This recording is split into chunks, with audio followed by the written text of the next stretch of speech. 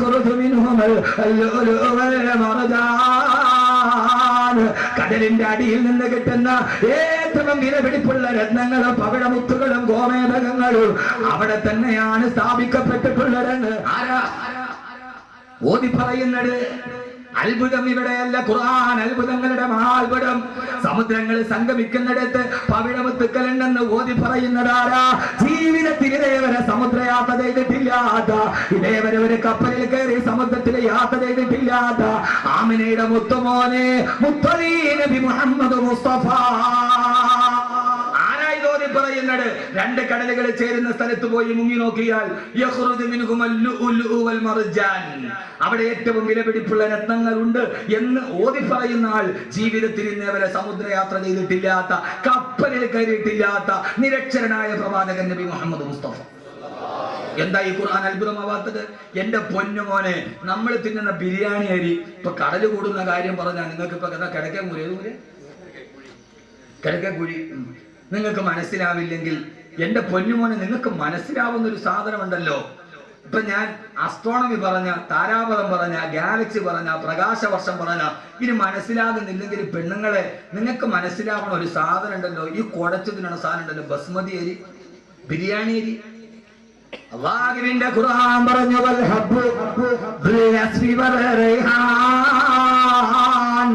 നല്ല സുഗന്ധമുള്ള സുന്ദരമായ ധാന്യപതുക്കൾ നിങ്ങൾക്ക് ഞാൻ ഭക്ഷണമായി തന്നില്ലയോ?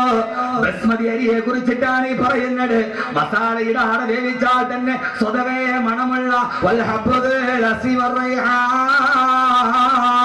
നല്ല മണമുള്ള ധാന്യപദാർത്ഥങ്ങളെ നിങ്ങൾക്ക് തന്നത് ഞാനല്ലയോ എന്ന് വിശുദ്ധ ഖുർആൻ. സൂറത്തുൽ റഹ്മാൻ അറിയാത്ത ആരായി കൂട്ടത്തിലുള്ളത്? നീ ഓതുന്നത് ഇതാണ് ഞാൻ പറഞ്ഞത്. ഖുർആനിൽ നിന്ന് പരിചയപ്പെടുന്നു.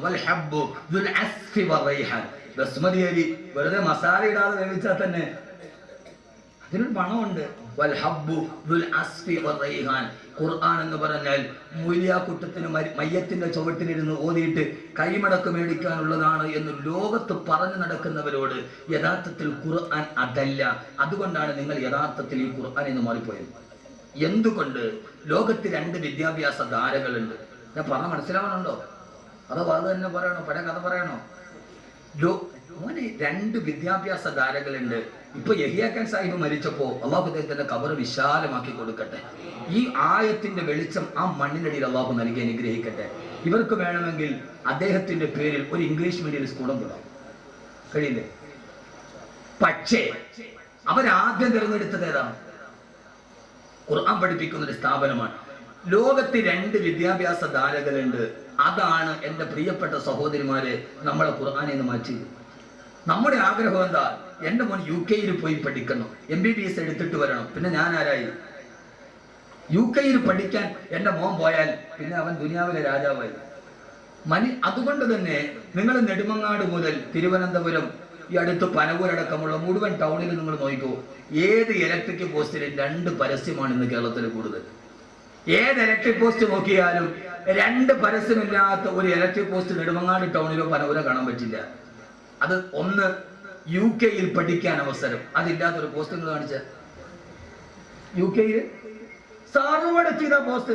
കാരണം എല്ലാവരും ഇപ്പോഴത്തെ ആഗ്രഹം മോൻ UK അവൻ UKG തന്നെ ഒരു മാർക്ക് കിട്ടിയിട്ടുണ്ടാവില്ല, പക്ഷെ അവൻ UK പോകണം.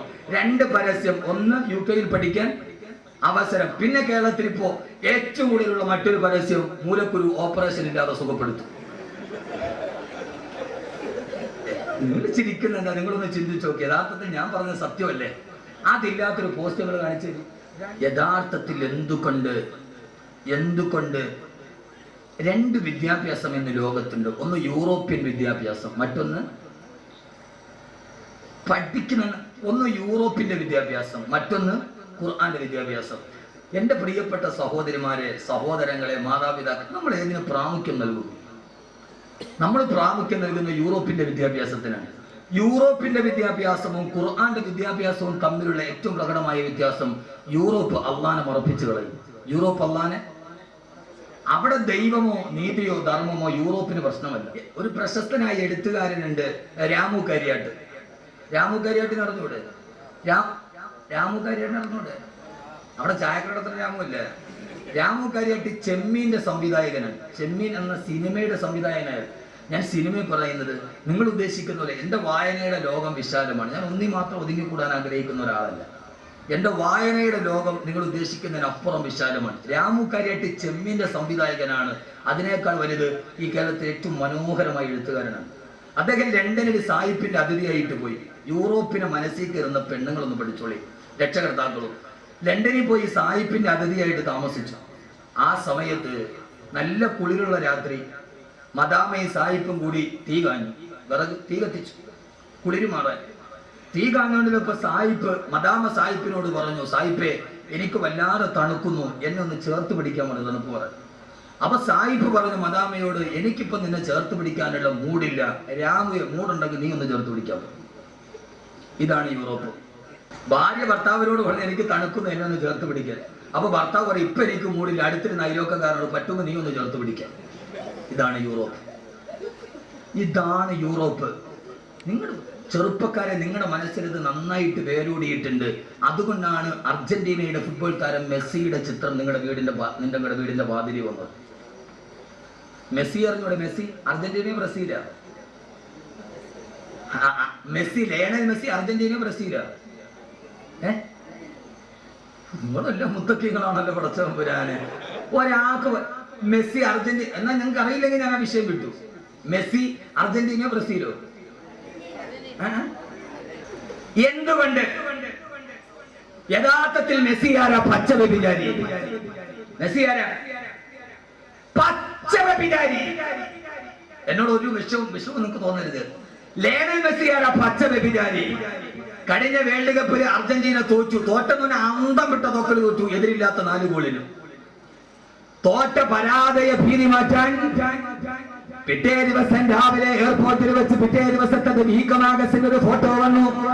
കഴിഞ്ഞ വേൾഡ് കപ്പിൽ അർജന്റീന 4 ഗോളിന് തോറ്റു കഴിഞ്ഞപ്പോ ആ പരാജയത്തിന്റെ നിരാശ മാറ്റാൻ അരക്കി പോട്ട് വസ്ത്രമില്ലാത്ത കാമുകിയെ കെട്ടിപ്പിടിച്ചുകൊണ്ട് ഹവായ് ദ്വീപിലേക്ക് വ്യഭിചാരത്തിന് പോയ ആളാണ് ലയണൽ മെസ്സി. ആ വ്യഭിചാരത്തിന് പോകുന്ന സമയത്ത് സാധാരണ വ്യഭിചരിക്കുന്നത് ആരും അറിയാതെയാ. വ്യഭിചരിക്കാൻ പോകുന്ന സമയത്ത് എയർപോർട്ടിലോട്ട് പോകുമ്പോ പത്രക്കാരുടെ മുമ്പിൽ കാമുകിയെ ചേർത്ത് പിടിച്ചിട്ട് ഫോട്ടോയ്ക്ക് പോസ്റ്റ് ചെയ്ത പച്ച വ്യഭിചാരിയാണ് ലയണൽ മെസ്സി. കാരണം യൂറോപ്പിലെ വ്യഭിചാരം ഒരു പ്രശ്നമല്ല. പക്ഷേ എന്റെ പ്രിയപ്പെട്ട സഹോദരങ്ങളെ, യൂറോപ്പ് പഠിപ്പിക്കുന്നത് ഈ വിദ്യാഭ്യാസമാണ്. അതിലേക്ക് നമ്മുടെ മസ്തിഷ്കം കൊണ്ടുപോയി പണയം വെച്ചപ്പോ അല്ലാഹുവിന്റെ ഖുർആന്റെ വെളിച്ചം നമുക്ക് നഷ്ടപ്പെട്ടു പോയി. കിതാബുൻ അൻസൽനാഹു ഇലൈക ലിതുഖ്രിജന്നാസ മിനൽ ളുലുമാതി ഇലൻ നൂർ. മനുഷ്യന്റെ ഹൃദയത്തിലേക്ക് വെളിച്ചം കൊടുക്കാൻ വേണ്ടി വന്ന, തമസിൽ നിന്ന് ജ്യോതിസിലേക്ക് കൊണ്ടുവരാൻ വേണ്ടി വന്ന ലോകത്തിലെ ഏറ്റവും വലിയ വ്യഭിചാരിയെ പോലും എന്റെ പ്രിയപ്പെട്ട സഹോദരങ്ങള്, യൂറോപ്പിലെ വ്യഭിചാരിയെ നന്നാക്കാൻ എൻസൈക്ലോപീഡിയ ബ്രിട്ടാനിക്കയ്ക്ക് കഴിയില്ല. ഖുർആൻ അത്ഭുതമാകുന്നത് എങ്ങനെയാ? യൂറോപ്പിലെ വ്യഭിചാരിയെ നന്നാക്കാൻ ബ്രിട്ടീഷ് ലൈബ്രറി ഇരിക്കുന്ന എൻസൈക്ലോപീഡിയ ബ്രിട്ടാനിക്കയുടെ 12 വാല്യങ്ങൾ ബ്രിട്ടീഷ് ലൈബ്രറി ഇരിക്കുന്നുണ്ട്. അത് വായിച്ചാൽ യൂറോപ്പിലെ വ്യഭിചാരി നന്നാവുകയില്ല, യൂറോപ്പിലെ പലിശക്കാരൻ നന്നാവുകയില്ല. പക്ഷേ ലോകചരിത്രത്തിലെ ഏറ്റവും വലിയ വ്യഭിചാരിയെ അവന്റെ ഹൃദയത്തിന്റെ ഉള്ളിലേക്ക് ഇറക്കി ചെന്നിട്ട് അവനെ ലോകത്തിന്റെ ഏറ്റവും നല്ല മനുഷ്യനാക്കി മാറ്റാൻ ലോകത്തിന് കഴിഞ്ഞ ഒരു മാനവിക ദർശനത്തിന്റെ മഹാത്ഭുതമുണ്ടെങ്കിൽ മഹാത്ഭുതം ഏതെന്നറിയോ? അല്ലാഹുവിന്റെ വിശുദ്ധ ഖുർആൻ. എന്റെ പ്രിയപ്പെട്ട ചെറുപ്പക്കാരാ, ആദരവായ പ്രവാചകൻ നബി മുഹമ്മദ് മുസ്തഫ, പോരാ ഹബീബായ നബി മുഹമ്മദ് മുസ്തഫ, താജ്ദാരെ മദീന നബി മുഹമ്മദ് മുസ്തഫ, ये कहती कि गरे गरे आकर हलीमा मेरा घर में खैरुल वरा गया है. ये कहती कि गरे गरे आकर हलीमा मेरा घर में खैरुल वरा गया है. മദീനയിൽ ഒരു നേരത്തെ ഭക്ഷണത്തിന് വകയില്ലാതെ ഏതെങ്കിലും ഒരു കുട്ടിയെ മുലയൂട്ടാൻ കിട്ടിയാൽ തന്റെ മക്കൾക്ക് ഭക്ഷണം കൊടുക്കാമെന്ന മോഹത്തോടെ വന്ന മക്കയിലേക്ക് വന്ന ഹലീമത്ത് സൈദിയ എന്ന പട്ടിണി പാവത്തിന്റെ വീട്ടിലേക്ക് ഏത് പിഞ്ചു പൈതലിന്റെ തളിരിളം കാലുകളാണോ ചവിട്ടപ്പെട്ടത്, ആ സമയത്ത് ഏത് വീട്ടിലാണോ പാല് പറ്റിപ്പോയ ആടിന്റെ അകട്ടില് പോലും പാല് നിറകടിച്ചത്, സാന്നിധ്യം കൊണ്ട് ബറക്കത്തിന്റെ നാമമേ, ആനന്ദത്തിന്റെ തീർത്ഥമേ, ആദർശത്തിന്റെ മുത്തേ, കരളിന്റെ രാജാവേ, നബിയുനാ റസൂലുള്ളാഹ് സല്ലല്ലാഹു അലൈഹി വസല്ലമ. സദസ്സ് തീരുന്നത് വരെ സലാത്തിന് കുറവുണ്ടാകരുത് എന്റെ പ്രിയപ്പെട്ട സഹോദരങ്ങളെ. അല്ലാഹുവിന്റെ റസൂല് മക്കം ഫത്ഹ് കഴിഞ്ഞിട്ട് മക്കം വന്ന് പിടിച്ചടക്കുകയാണ്. മക്കം പിടിച്ചടങ്ങിയിട്ട് 10 ദിവസത്തോളം നബി സല്ലല്ലാഹു അലൈഹി വസല്ലമ മക്കയിൽ താമസിക്കുമ്പോ പാതിരാ സമയത്ത് തവാഫ് ചെയ്യാൻ കഅബയിലേക്ക് പോയി. ആ സമയത്ത് പ്രവാചകനോട് കലിപൂണ്ടു നിന്ന അല്ലാഹുവിന്റെ റസൂലിനെ കൊല്ലാൻ വ്രതമെടുത്തിരുന്ന ഫുലാല എന്ന മനുഷ്യനുണ്ടായിരുന്നു. അയാൾക്ക് നബിയെ കൊല്ലാൻ കഴിഞ്ഞില്ല. ഇനി എങ്ങനെയാ കൊല്ലുക? മുഹമ്മദ് മക്കയിലെ രാജാവാണ്. 10,000കണക്കിന് അനുയായികൾ ഓടിപ്പിടിച്ച വാളുമായി മുഹമ്മദിന് കാവലാണ് സല്ലല്ലാഹു അലൈഹി വസല്ലം. പാതിരാ സമയത്ത് അല്ലാഹുവിന്റെ റസൂല് കഅബയുടെ മത്താഫിലെ തവാഫ് ചെയ്യുകയാ. ആ സമയത്ത് ഫുലാല ഊരിപ്പിടിച്ച മൂർച്ചയുള്ള വായുമായി കഅബാലയത്തിന്റെ ഭിത്തിയുടെ പുറകിൽ കാത്തിരിക്കുകയാ. കഅബാലയത്തിന്റെ ഭിത്തിയുടെ പുറകിൽ ഒളിച്ചിരിക്കുമ്പോ അല്ലാഹുവിന്റെ റസൂല് കടന്നു വന്നു കഅബാലയത്തിന്റെ മത്താഫിൽ വന്ന് ഒന്നാമത്തെ തവാഫ് ചെയ്യുകയാ. ബഹുമാനപ്പെട്ട റസൂലുള്ളാഹി കഅബാലയത്തെ തവാഫ് ചെയ്ത് ഫുലാല നബി തങ്ങളെ കാണുന്നില്ല. തന്റെ പ്രിയപ്പെട്ട ഹബീബായ റസൂലുള്ളാഹിക്ക് വേണ്ടി സഹാബത്ത് വരാമെന്ന് പറഞ്ഞിട്ട് സമ്മതിച്ചിട്ടില്ല. ഏകനായി തവാഫ് ചെയ്യുമ്പോ അല്ലാഹുവിന്റെ റസൂല് ഫുലാലയുടെ തൊട്ട് മുമ്പിലെത്തുമ്പോ ആരും അറിയാതെ മാർജാര പതന ശബ്ദം കേൾപ്പിക്കാതെ ഫുലാല തന്റെ വാളിൽ വലിച്ചൂടി അല്ലാഹുവിന്റെ റസൂലിനെ പുറകിൽ നിന്ന് വെട്ടാൻ ഹബീബായ നബിയുടെ നേരെ ചാടേണ്ട താമസം. ഹബീബായ നബി നാടൻ മുഖത്തോട്ട് നോക്കുമ്പോ ഫുലാല കിടുങ്ങി മറച്ചു പോയി. കൈ പൊന്തുന്നില്ല, കൈ തളരുകയാണ്, വാളനങ്ങുന്നില്ല. അല്ലാഹുവിന്റെ റസൂലിന്റെ മുഖത്തിന്റെ പ്രകാശം കാണുമ്പോ സബീഹുക ബദറുല്ലൈലി ബല്ലന്തനവറൂ വവജൂക മിൻ മായ വവജൂക മിൻ നൂർ മലാഹതി അസറൂ. ലോക ചരിത്രത്തിലെ ഏറ്റവും വലിയ ധവളപ്രകാശം കൊണ്ട് വിസ്മയിപ്പിച്ച അല്ലാഹുവിന്റെ റസൂലിന്റെ മുഖത്തിന്റെ ഒളി കാണുമ്പോ ഫുലാല ഞെട്ടിത്തെരിച്ചു പോയി. ഹബീബായ നബി രണ്ടാമത്തെ തവാഫ് പൂർത്തിയാക്കുകയാ. തന്റെ മുമ്പിൽ എത്തിയപ്പോ ഫുലാല രണ്ടാമത് ഊരിപ്പിടിച്ച വാളുമായിട്ട് ഇറങ്ങേണ്ട താമസം. അല്ലാഹുവിന്റെ റസൂലിന്റെ ആ നാട്ടിന്റെ വെളിവ് കാണുമ്പോ ഫുലാല ഞെട്ടിത്തെരിക്കുന്നു. വാളിരിക്കുന്ന കൈവിറക്കുകയാണ്. മൂന്നാമത്തെ തവാഫ് തീർന്നു, നാലാമത്തെ തവാഫ് തീർന്നു, 5, 6, 7ാമത്തെ തവാഫാണ്. ഇവിടെ വെച്ച് കൊല്ലാൻ കഴിഞ്ഞില്ലെങ്കിൽ ഇനി മുഹമ്മദിനെ കൊല്ലാൻ എനിക്ക് കഴിയില്ല. 7ാമത്തെ തവാഫ് പൂർത്തിയാക്കുകയാണ്. തവാഫ് പൂർത്തിയായി. ഹബീബായ നബി സല്ലല്ലാഹു അലൈഹി വസല്ലമ 7ാമത്തെ തവാഫ് ചെയ്തിട്ട് അല്ലാഹുവിന്റെ റസൂൽ അവിടെ ഇരുന്ന് ഖുർആൻ ഓതുകയാണ്. വതൂരി വകിതാബിൻ മസ്തൂർ ഫീ റഖിൻ മൻശൂർ. ഖുർആൻ ഓതേണ്ട താമസം ഖുർആൻ മനസ്സ് മുഴുവനും പിടിച്ചു നിർത്തി വർദ്ധിത വീര്യത്തോടെ തന്റെ മനസ്സിനെ മുഴുവനും പിടിച്ചു നിർത്തിയിട്ട് ഖുർആൻ ഹബീബായ നബിയുടെ മുമ്പിലേക്ക് ചാടേണ്ട താമസം. അല്ലാഹുവിന്റെ റസൂലിന്റെ ഖുർആൻ ഓതൽ കേട്ടപ്പോ ഖുർആൻ പേടിച്ചു മറച്ചുപോയി. ഖുർആനിന്റെ കയ്യിൽ നിന്ന് വാള് താഴേക്ക് വീണു. ഹബീബായ നബി തിരിഞ്ഞു നോക്കുമ്പോ താഴെ കിടക്കുന്ന വാളിന്റെ മുമ്പിൽ പിറക്കുകയാണ് ഫുലാല. ഫുലാലക്ക് മനസ്സിലായി താൻ പിടിക്കപ്പെട്ടു. മുഹമ്മദിന്റെ അനുയായികൾ തന്നെ തുണ്ടമായി വെട്ടിക്കളയും.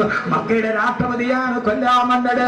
രാഷ്ട്രപിതാവിനെ വധിക്കാൻ വന്നവന് മുഹമ്മദിന്റെ ഉമർ തന്നെ വെറുതെ വെക്കുമ്പോ ഫുലാല കിടന്ന് വിറക്കാൻ തുടങ്ങി.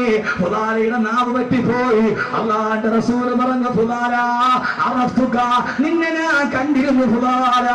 ഒന്നാമത്തെ തവാഫിന് മതാഫിന് വരുമ്പോ എന്നെ കൊല്ലാൻ വേണ്ടി എന്റെ പള്ളിയിൽ കത്തിമുട്ടി ഇറക്കാൻ കാത്തു നിൽക്കുന്ന നിന്നെ ഫുലാല ഞാൻ കണ്ടു. ഫുലാല, നീ ഇവിടെ നിൽക്കുന്നുണ്ടെന്ന് എനിക്കറിയാം ഫുലാല. പക്ഷേ ഫുലാല, ആരും നിന്നെ കണ്ടിട്ടില്ല. ഓടി രക്ഷപ്പെട്ടോ ഫുലാല.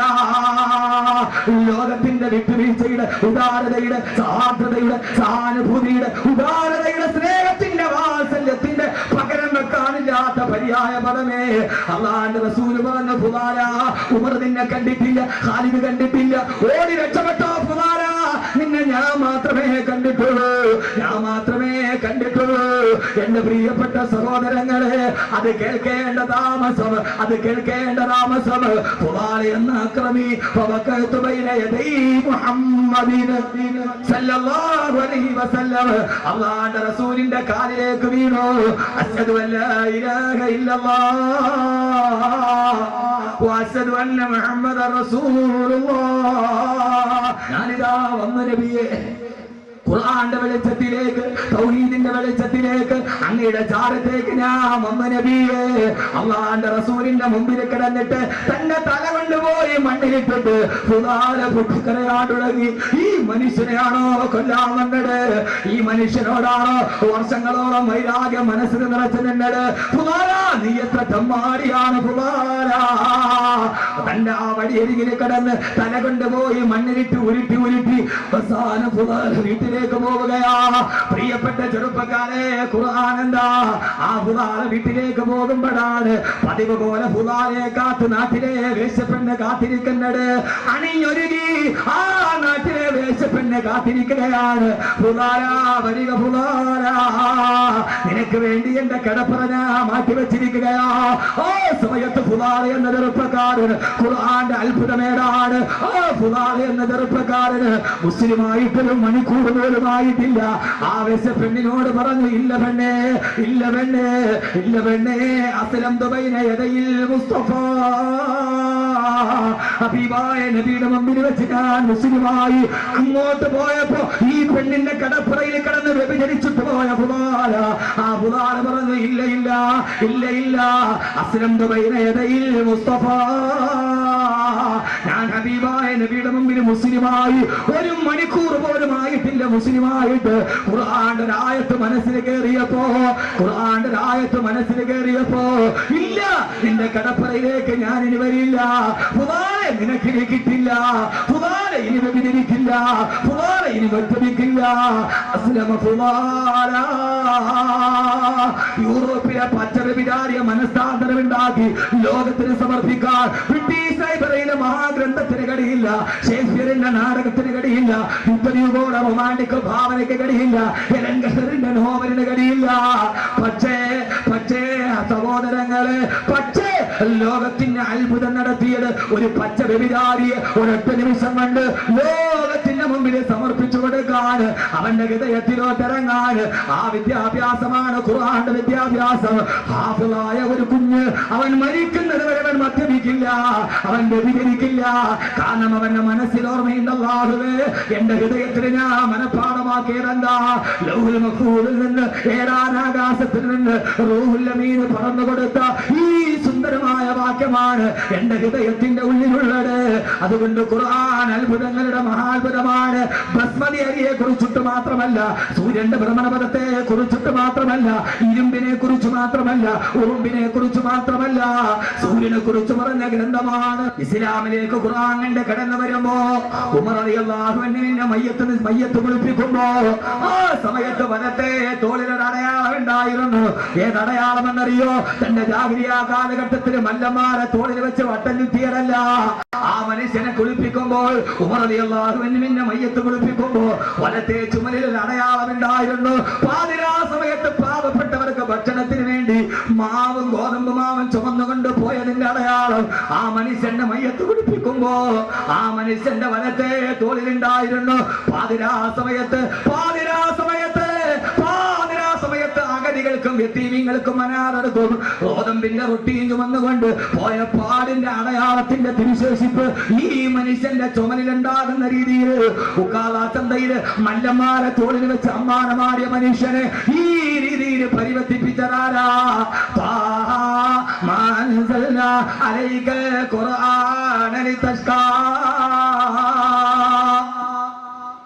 ആയത്ത് കേറി അത്ഭുതമായി. പിന്നെ ലോകത്തിൽ അത്ഭുതം സൃഷ്ടിക്കപ്പെട്ടു. അങ്ങനെ ഒരു പരിവർത്തിത സമൂഹത്തിന്റെ, ഒരു പരിവർത്തനത്തിന്റെ പുറകിൽ പ്രവർത്തിക്കുന്ന പ്രേരക ചാലക ശക്തിയായി വർത്തിക്കാൻ ഖുർആൻ എന്ന് നാം പഠിപ്പിക്കുന്ന നമ്മൾ ഈ ഖുർആന് കഴിയേണ്ടതുണ്ട്. അല്ലാഹു നാക്കി തരട്ടെ. ലോകത്തിലെ ഏറ്റവും വലിയ തമ്മാടികൾ പേടിച്ച് കരഞ്ഞു പോയത് ഖുർആന്റെ ആയത്തിറങ്ങിയപ്പോൾ ഞാൻ പറഞ്ഞത് അള്ളാഹു മനസ്സിലാക്കാൻ തൗഫീക്ക് നൽകട്ടെ.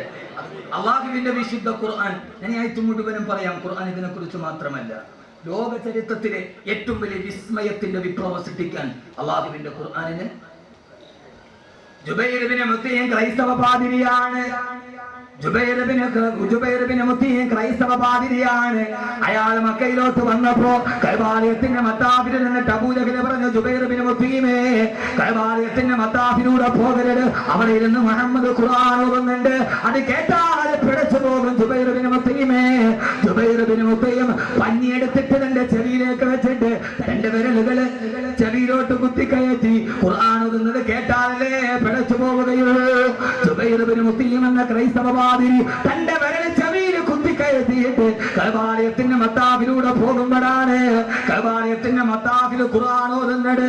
വത്തൂരി വകിതാബിൻ മസ്തൂർ ഫീ റക്കിൻ മൻശൂർ വൽ ബൈത്തിൽ മഅമൂർ. ആ ക്രൈസ്തവ പാതിയുടെ വിരൽ താനെ അയഞ്ഞു, അയാളുടെ ഉള്ളിലോട്ട് ഖുർആൻ കയറി. ഫവകഅതു ബൈന യദയിൽ മുസ്തഫ. അബൂ ജഹൽ നോക്കി നിൽക്കുമ്പോ ഒരൊറ്റ ആയത്ത് കേട്ടപ്പോ അല്ലാഹുവിന്റെ റസൂലിന്റെ കാൽക്കലേക്ക് വീണു ജുബൈർ ഇബ്നു മുത്തീം. എത്ര മഹാത്ഭുതങ്ങൾ, എത്ര മഹാത്ഭുതങ്ങൾ. എത്തോപ്യയിലേക്ക് ഹിജറ പോവുകയാണ്. അലി റളിയല്ലാഹു തആല അൻഹു ബഹുമാനപ്പെട്ട ജഅഫർ ഇബ്നു അബീ താലിബിന്റെ മുമ്പിൽ നജാഷിയുടെ മുമ്പിൽ വന്നിട്ട് അബൂ സുഫിയാൻ പറഞ്ഞില്ല, മുഅ്മിനീങ്ങളെ, ഈ മുഹമ്മദും കൂട്ടരും നമ്മുടെ വിഗ്രഹങ്ങളെ തള്ളി പറയുന്നവരാണ്, മതപ്രമാണങ്ങളെ തള്ളി പറയുന്നവരാണ്, ഇവരെ നിന്ന് നാട് കടത്തണമെന്ന് നജാഷിയോട് പറഞ്ഞപ്പോ നജാഷി ചോദിച്ചില്ല ജഅഫർ ഇബ്നു അബീ താലിബിനോട്, നിങ്ങളുടെ മുഹമ്മദ് എന്താ പറയുന്നത്?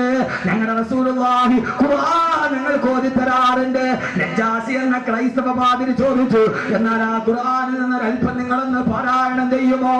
നജാഷി എന്ന ക്രൈസ്തവ രാജാവിന്റെ രാജസദസ്സിൽ 10,000-കണക്കിന് ക്രൈസ്തവ പണ്ഡിതന്മാരുടെ മുമ്പ് ജഅഫർ ഇബ്നു അബീ താലിബ് ഓതാൻ തുടങ്ങി. ബിസ്മില്ലാഹിർ റഹ്മാനിർ റഹീം.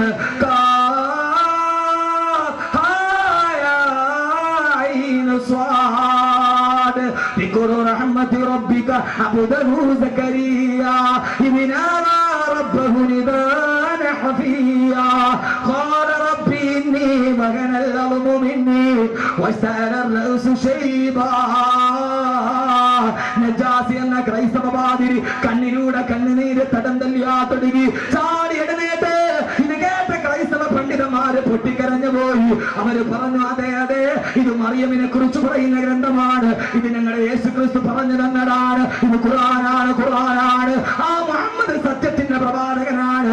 ജഅഫറേ, നിങ്ങൾക്ക് ഞാൻ അഭയം നൽകുന്നതെന്ന് ക്രൈസ്തവ പുരോഹിതന്റെ ക്രൈസ്തവ രാജാവിന്റെ കരിങ്കല്ലിന്റെ ഇടഭിത്തിയിലേക്ക് തുളച്ചിറങ്ങി അല്ലാഹുവിന്റെ വിശുദ്ധ ഖുർആൻ. പെങ്ങളെ, 7 മുതൽ 9 വരെ ലോകത്തുള്ള സർവാഭാസങ്ങളും ജീവിതത്തിന്റെ മുഖമുദ്രയാക്കി മാറ്റിയ 1 കോടി രൂപ കിട്ടിയാൽ അരക്ക് പോട്ട് വസ്ത്രം മാറ്റാൻ തയ്യാറെടുക്കുന്ന ഈ സമുദായത്തിന്റെ പ്രിയപ്പെട്ട പെങ്ങളെ, ഒരു കാലഘട്ടത്തിന് മഗ്‌രിബിന്റെ ബാങ്ക് കേട്ടാൽ ആ സമയത്ത് നമ്മുടെ വീടുകളിൽ ഉണ്ടാകുമായിരുന്നു അല്ലാഹുവിന്റെ വിശുദ്ധ ഖുർആൻ. കൂടുന്നു പൊട്ട ഇടം വരം 2, ഓരോരോ സാഹത്തിൽ മാറ്റങ്ങളുണ്ട്. ഖുർആൻ നമുക്ക് അന്യമായി പോയി, ഖുർആൻ ഓതുന്ന സദസ്സ് നമുക്ക് അന്യമായി പോയി. നജാഷിയുടെ ക്രൈസ്തവ പുരോഹിതന്റെ നെഞ്ചിലിറങ്ങിയപ്പോ പൊട്ടിക്കരഞ്ഞ നജാഷി. ഖുർആൻ കരയാനുള്ളതാണ്, കേട്ടിട്ട് കരയണം. 1994 എനിക്ക് ദാറുൽ ദൈവത്തിൽ സനത് സമ്മേളനം നടന്നു. മിസ്സിസ് ഇന്ദിരാഗാന്ധി എന്ന പ്രധാനമന്ത്രിയാ. മിസ്സിസ് ഇന്ദിരാഗാന്ധിയുടെ മുമ്പിൽ വെച്ച് ലോക പ്രശസ്ത ഖുർആൻ വിദഗ്ധൻ ഷെയ്ഖ് ബാസിത്ത് ഖിറാഅത്ത് നടത്തി. ആ ഖുർആൻ കേട്ടപ്പോ ഇന്ദിരാഗാന്ധി പൊട്ടിക്കരഞ്ഞു പോയി. ഖുർആന്റെ അർത്ഥം അറിയാത്ത ഇന്ദിരാഗാന്ധി, മുസ്ലിം അല്ലാത്ത ഇന്ദിരാഗാന്ധി അവിടെ ഇരുന്നിട്ട് ഖുർആൻ കേട്ടിട്ട് അവർ അവസാനം അവിടെ നിന്ന് പോകുമ്പോ ഒരു ഖുർആന്റെ കോപ്പി വാങ്ങിച്ചിട്ടാണ് പോയത്. നമ്മൾ ഖുർആന്റെ ആളുകളാ, നമ്മൾ മുസ്ലിങ്ങളാ. നമുക്ക് ആകെ ഉള്ളത് എന്താ? നമുക്ക് ഈ അസലില്ലാത്ത സാധനം കൊണ്ട് നടക്കാനല്ലാതെ നമുക്ക് ഇന്നേവരും പറഞ്ഞത്. നമുക്ക് ഖുർആനൊന്നും വേണ്ട, നമുക്ക് അസലില്ലാത്ത സാധനം മതി. ഈ 4 പേര് അസലില്ലാത്ത 2 സാധനം കിട്ടും. ഒന്ന് പുകയില്ലാത്ത അടുപ്പും, പിന്നെ ഒരു അസലില്ലാത്ത തരീക്കത്തും. 2 4 പേരെ സംഭാവന. അവിടെ പൊതുവെ അസലില്ല, കാരണം അടുപ്പിന് പുക ഉണ്ടാവലാണ് അസല്. അപ്പൊ പുകയില്ലെങ്കിൽ അപ്പൊ അത് ഖിലാഫുൽ അസലാണ്.